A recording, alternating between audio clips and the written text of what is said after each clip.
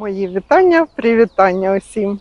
Я Светлана, и вы попали опять в мой сад. Сегодня видео по вашим вопросам. Расскажу про вот этого красавчика. Пинисетум лисохвостый Red Hat. Вы спрашивали, что это за злак, часто попадает в ваши видео.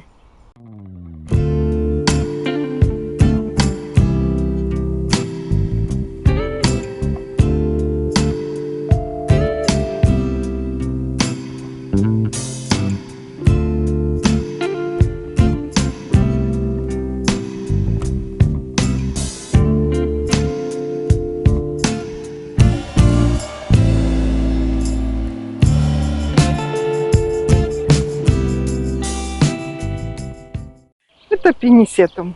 Самый обычный, но необычный. Вообще я злаки, честно вам признаюсь, не люблю. Не люблю, потому что зимой мне сухая трава не нравится, когда лежит. Я их срезаю, мне эти кочки не нравятся, как выглядят. Мне понравились в питомнике 2 года назад осенью. Вот такие бордовые метелочки, большие пушистые колоски. Я как увидела, хочу. Купила 2 горшка. Один поделила на 2 вот этих, а один высадила по центру вот вместо этого рододендрона. Так, тут мне гортензии на ноги падают. Дайте поснимать, пожалуйста. Вот, рассказываю.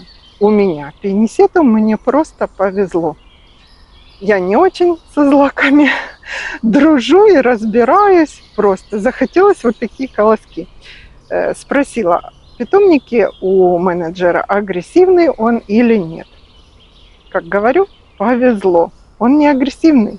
То есть я не вбивала никакие ограничители. Обычно металлический лист на полосы режут и вбивают, чтобы не было стрелок. Я вам сейчас покажу. Через несколько домов у нас соседи посадили несколько кустиков. Какой злак, не скажу.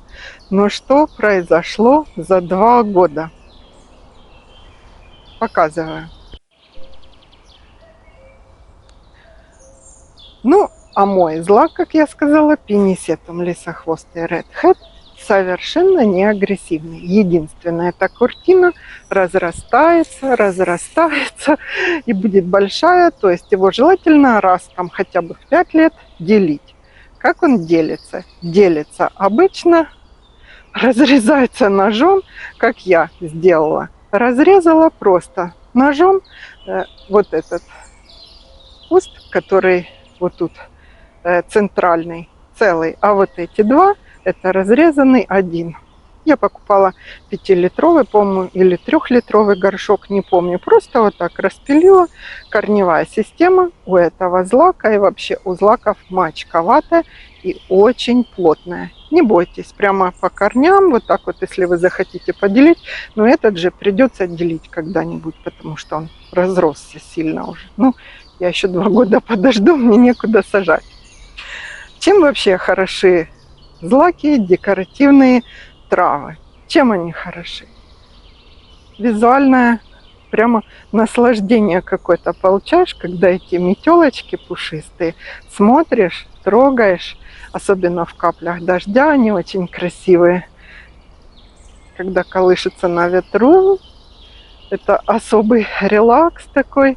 Если тут поставить себе какое-то удобное сиденье, качелю, и во время ветра наблюдаешь, когда злаки колышутся, это просто, я говорю, отдых и услада для глаз и для ушей. Что еще хотела сказать за этот злак? Почему мне повезло с ним? Потому что, во-первых, не агрессивный, во-вторых, он рано просыпается. То есть все злаки где-то в начале июня, этот уже в конце апреля, начало мая. Смотря какая теплая, не теплая весна у вас. Как раз в начале мая Света решила выкопать огромный куст, который вот тут вот рос в прошлом году, вот я вам видео показываю, рос. Тут самый большой куст, который не деленый был. Почему выкопала и пересадила? Пересажен он туда к розе Адмирал. Потому что купила рододендрон, а сажать его некуда. Походила, посмотрела, где он будет вписываться, мой рододендрон новый. Купила в начале мая, потому что хотела с цветами, чтобы увидеть сортность. Ну и знаете, такое правило, куда посадить, если некуда сажать уже в саду, да? Надо найти место, где что-то можно выкопать, пересадить, а на то место посадить желанное растение. И вот я этим правилом воспользовалась. И теперь у меня там растет рододендрон королевский, лилак. Не помню, там длинное название. Вот. А злак пересажен. Хочу сказать, что в начале мая не стоит пересаживать злаки. Почему? Потому что он уже вот с такой травой был. Я выкопала с Вадимом Петровичем вот такенный ком. За 2 года разрослись его корни до невероятных размеров. Вот у этого через год, я вообще не знаю, какие там будут, килограмм 30, наверное, ком. Ну, я просто лопатой подрубила, да мы его перекатили вот так перекатом, недалеко, благо тут недалеко. Плохо он перенес пересадку, уже началось то тепло, то заморозки у нас 15 мая. Я его отливаю. В общем, вся эта травка, которая взошла, засохла, я ее срезала, выросла новая. Вот я вам показываю, как он выглядит сейчас, тот пересаженный злак. Пересаживать можно, но нежелательно. Какой еще уход у меня за моим пенисетумом лисохвостым? Не знаю, трава, она и есть трава, растет сама по себе, ты ее поливай. Чем я и занимаюсь. Тут капельная трубка, и я еще дождеванием, когда поливаю рододендроны, хосты свои, побрызгаю на него. Все, никакими удобрениями я их не кормлю, мне достаточно такого объема. Никаких от болезней, от вредителей я не знаю. Злаки едят какие-то жуки. Мне кажется, траву никто не ест. Что еще хотела сказать? Вот. Еще хотела сказать, что у этого, у пенисетума лисохвостого большие такие сантиметров по 30 метелочки, которые, как вы мне написали, могут сеяться.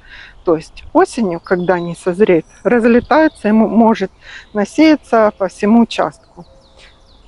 Ну, я не знаю, поэтому я взяла их по вашим советам и срезала все метелочки, когда они уже сами стали осыпаться. Не ждала, когда останутся голые палочки только. Все, на зиму злаки надо обрезать. Чем еще хорош этот злак? Он очень долго не сохнет. Видела некоторые сады, где злаки уже в августе полегли, высохли. Есть разные же мискантусы, пенисетумы, я не знаю по сортам, но есть такие, которые, вот я видела видео, уже сейчас конец июня, уже все срезают, потому что они не декоративные. Я обрезаю, как я говорила, уже очень поздно. Перед морозами уже начинают они сохнуть. Где-то в октябре они уже сохнуть начинают. Вот, скажу интересное про обрезку злаков. Это большие кусты, так красиво обрезать. Увидела это, когда мы были в Эмиратах. В общем, как там сделали на клумбе. Клумба большая, посадка, не знаю, какие там еще растения, там в основном пальмы и злаки. И все на поливе. Так вот, злаки были обрезаны пирамидами. Вот такие большие. Это надо большой куст, тогда наглядно будет видно и красиво. Пирамида четырехугольная, или можно как конус, елочку, как конику, форму такую кругленькую. По центру выше оставляешь, а сюда расходятся. Очень красиво смотрится зимой. Аккуратненькие такие пирамидки стоят. Не куча разваленная, засохшая, не плоская такая кочка, а вот эти пирамидки. Попробуйте. Это такой интересный прием. используют ландшафтники, чтобы декоративен был злак до весны. А весной просто обрезайте ровненько, и он нарастает. Ну, что еще про уход? Про уход я сказала, значит, полив обязательно. Ну, может быть, какое-то удобрение ему и можно, он еще больше будет, не знаю. Пчелы по гортензии, пчелы лазят. Ну, все. В ноги я ему посадила хосты.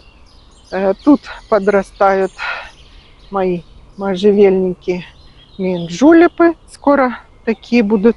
Ну, не знаю, как им будет тут хватать по месту. Вообще, злаки декоративные очень актуальны в любом ландшафтном стиле. То есть, если у вас сад в природном стиле, если у вас классический сад, если у вас там какой-то южный, средиземноморский стиль или какой, посадите рядом гортензии, злаки, и это беспроигрышный просто вариант. Злаки и гортензии. И хвойные. Сочетание цветов.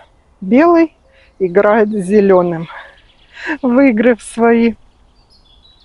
Злаки есть вообще-то и пестрые, и желтолистные.